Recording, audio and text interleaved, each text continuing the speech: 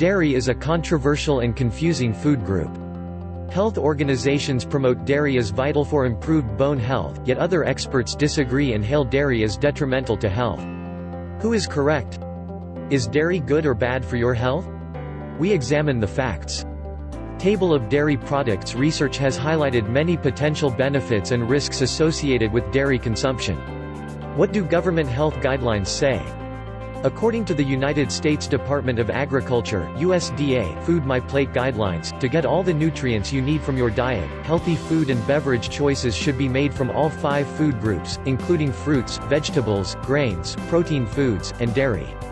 The dairy food group consists of all fluid milk products and many foods that are made from milk. The USDA recommend that food choices from the dairy group should retain their calcium content and be low-fat or fat-free. Fat in milk, yogurt, and cheese that is not low-fat or fat-free will count toward your limit of calories from saturated fats. While calcium-fortified soy milk is included as part of the dairy group, food products such as butter, cream, sour cream, and cream cheese are not included due to their low calcium content.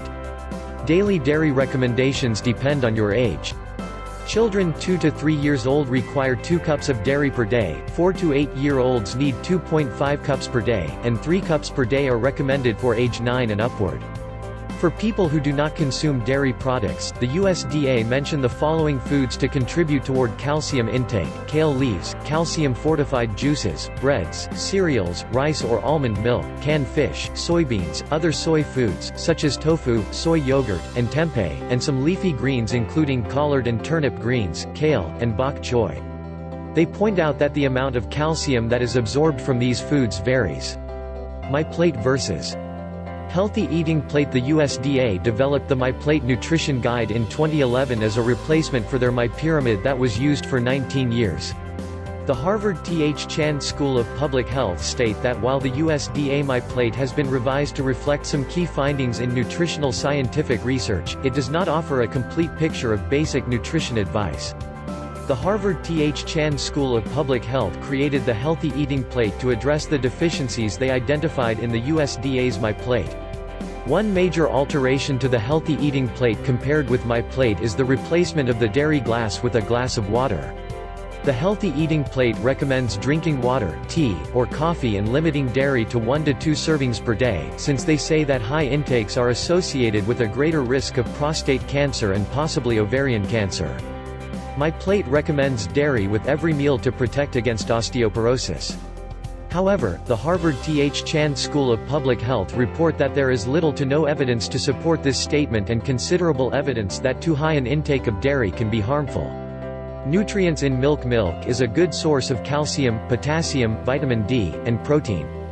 Table of calcium-containing foods. Milk is an important source of calcium and may help maintain and improve bone health. The USDA report that dairy products are the primary source of calcium in the American diet.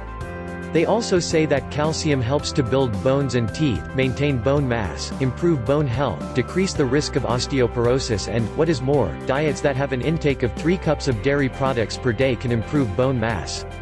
Furthermore, they note that dairy intake is particularly important to bone health during childhood and adolescence, a time when bone mass is being built. Potassium in milk may help with maintaining blood pressure. Vitamin D helps the body maintain the correct calcium and phosphorus levels, which, in turn, contributes to building and maintaining bones. Dairy intake is also associated with a reduced risk of cardiovascular disease, type 2 diabetes, and lower blood pressure. The USDA highlight that it is important to choose low-fat or fat-free foods from the dairy group because foods high in saturated fats and cholesterol have adverse health implications. They say that diets high in saturated fats raise bad, low-density lipoprotein (LDL) cholesterol in the blood. High LDL cholesterol increases the risk for coronary heart disease. Whole milk and many dairy products are high in saturated fat. To help keep blood cholesterol levels healthy, the USDA recommend limiting the intake of foods high in saturated fat. In summary, government guidelines say that milk is rich in nutrients. Calcium-rich low-fat or fat-free dairy products are essential for bone health, heart health, and type 2 diabetes, but full-fat dairy increases the risk for coronary heart disease. All sounds simple enough. So where does the controversy come in? Is eating dairy natural? It is often argued that dairy products should not be consumed since it is not natural to do so. Cow's milk is designed to provide all the protein, micronutrients, and fatty acids that calves need to grow in the same way that breast milk is designed to nurture human babies. Not only are humans the only species that consumes milk as adults, but we are also the only species that drinks milk from other animals. Humans are not calves, and they have no need to grow, so why drink milk? Quite a convincing argument. Dairy does not appear to be essential for humans from an evolutionary perspective and was not consumed until after the agricultural revolution. However, in some parts of the world, dairy has been consumed for thousands of years, and research has shown that genes have altered in humans to accommodate dairy consumption. While consuming dairy may not have once been natural for humans, the evidence that shows that we have genetically adapted to eat dairy indicates that it may now be natural for us to eat and drink it. Lactose intolerance. Another argument against dairy consumption is that around 75% of the world's population and about 25% of the people in the US lose their ability to produce digestive lactase enzymes sometime after weaning. Lactase enzymes are present in infants and young children to help them break down and digest lactose, a sugar present in milk. A lack of lactase enzymes means that lactose cannot be split into glucose and galactose for absorption into the bloodstream, which results in lactose intolerance. After eating lactose-containing dairy products, people who are lactose intolerant experience abdominal bloating, pain, nausea, flatulence, and diarrhea. Some lactose-intolerant individuals can eat fermented dairy, such as yogurt, or high-fat dairy like butter. Most people of Northern European ancestry can digest lactose with no problems whatsoever. Full-fat dairy and cardiovascular disease. The USDA guidelines and conventional wisdom dictate that full-fat dairy increases the risk of heart disease due to its high saturated fat content. Man experiencing a heart attack. Research investigating the link between dairy consumption and heart disease is conflicting. The theory behind this idea is that saturated fat raises levels of LDL cholesterol in the blood. LDL cholesterol then lodges in the arteries, which causes atherosclerosis and eventually, heart disease. However, despite it being a dietary recommendation, this theory has never been proven and has been debunked in recent years.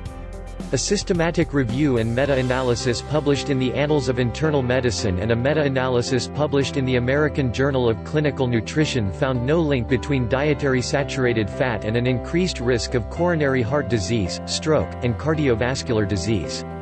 A study that used data from the Nurses' Health Study, a long-term epidemiological study in the U.S. examining risk factors for major chronic disease in women, found that high intake of dairy fat is connected with a greater risk of coronary heart disease.